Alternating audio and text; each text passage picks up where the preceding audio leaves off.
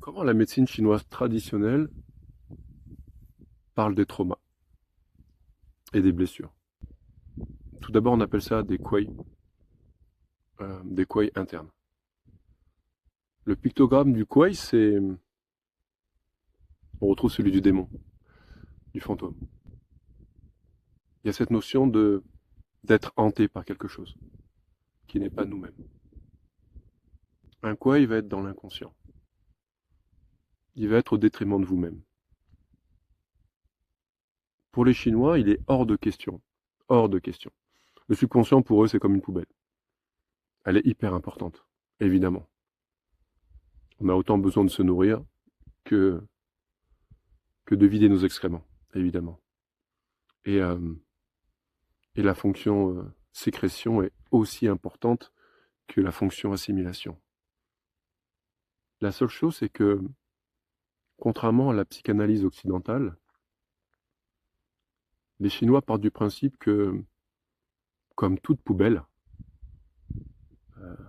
il ne viendrait l'idée de personne de la mettre sur la table, en mangeant. C'est pour ça qu'ils sont contre le fait d'avoir à nommer, à parler, à verbaliser des blessures, des traumas pendant des séances et des séances et des séances. Alors quelle est ma position par rapport à ça? Et je me suis rendu compte qu'on est en Occident en fait. Et que la médecine traditionnelle chinoise, ou chinoise traditionnelle plutôt, est destinée au départ à la création plutôt à des Asiatiques, des gens qui sont très introvertis, qui ne sont pas habitués à parler de leurs émotions, qui ne sont pas habitués à parler d'eux-mêmes. Et qui, foncièrement, culturellement, n'aiment peut-être pas ça. Et du coup, il y a plein de techniques énergétiques qui ont été utilisées pendant des milliers d'années pour permettre de traiter les kuei, justement, les kuei internes, pour leur permettre de se libérer de ces traumas et de ces blessures. Et ça fonctionne extrêmement bien.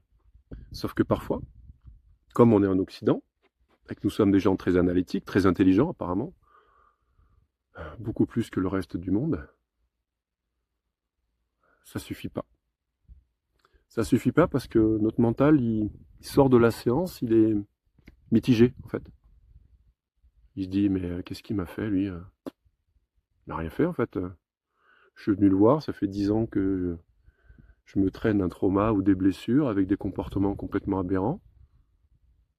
Je suis resté 1 heure, il m'a mis quelques moxibustions, il m'a touché à certains points, et ça devrait fonctionner.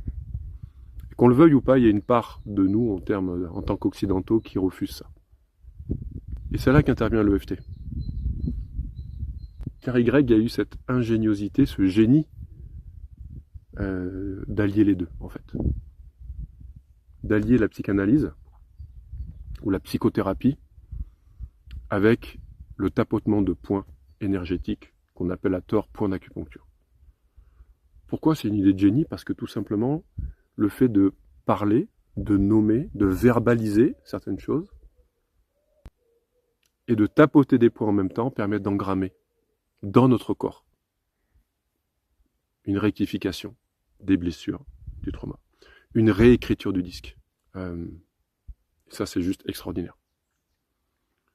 C'est pour ça que quand on me pose la question, vous pensez que c'est mieux pour moi l'EFT ou une séance énergétique basique? Je ne peux pas savoir à l'avance. Très souvent, je propose les deux. Après, en discutant, je commence à cerner la personne et je vois si elle est très mentale. Parfois, ça peut être bien, justement, si elle est trop mentale, de ne pas faire d'EFT. Parce que le mental s'attend à des choses, il se prépare à des réponses toutes faites, toutes prémâchées, toutes prédéterminées, et il nous donne en fait que ce qu'on a envie d'entendre. Donc j'aime bien surprendre le mental. Il m'arrive même souvent, lorsqu'on programme une séance d'EFT, de ne pas faire de l'EFT, de faire un truc complètement à part, basé sur les points cutanés avec des protocoles bien particuliers. Et vice-versa. Les deux sont complémentaires, ça fonctionne très très très bien. Ne sous-estimez pas ces techniques. Certains nous disent qu'il faut apprendre à vivre avec. Évidemment, on est ce qu'on est avec ces casseroles-là dans tous les cas.